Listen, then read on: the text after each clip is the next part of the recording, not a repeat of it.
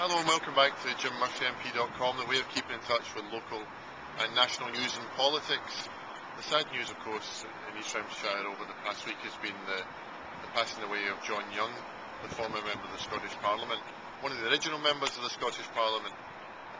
He wasn't in my party, of course. He was a Conservative, but I got on really well with him. I thought he was a real gentleman, and I think that's been shown by the number of people who have commented about him.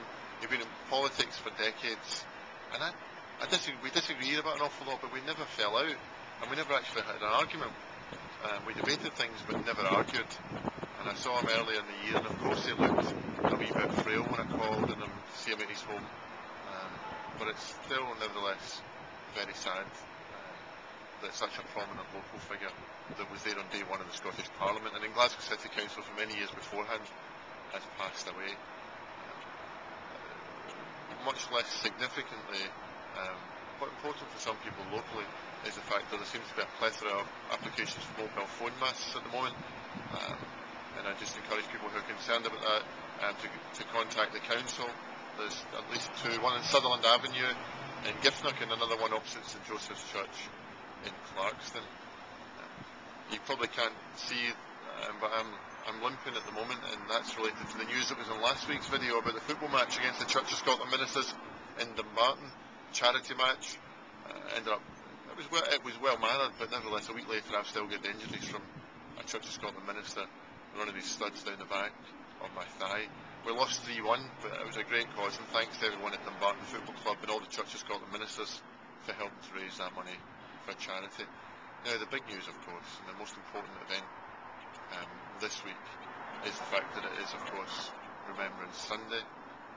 It's a time when people of all politics and no politics, people of all backgrounds, people who have supported any of the recent conflicts, people who have been virulently opposed to any of the conflicts, people who have personal experience of being in the armed forces, and those who have had no personal or even family experience of being in the armed forces come together in a tribute to the remarkable patriotism and enormous bravery of our armed forces. Over 10,000 of them currently serving in Afghanistan, in the dust and the danger they are taking on the Taliban, trying to make that country more stable so that they can make our own country more safe.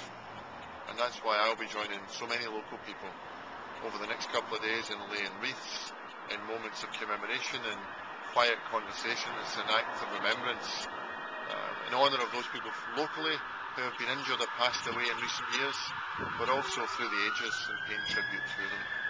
And so the details of that, I think, are on East Rememberance Council's website. If you're able to go along to any of the ceremonies taking place throughout East Remembrance this Sunday, please think of doing so. Take along the children, take along the whole family, so that we can pass the memory and the importance of the day across the generations. That's all just now. Thanks very much for watching the video, and as usual, if you want to get in touch, do so by email, by blog, by Twitter, by Facebook, or as usual, popping down to the local post office, buying a stamp and sending me a letter to the House of Commons. Cheers for now. Bye bye.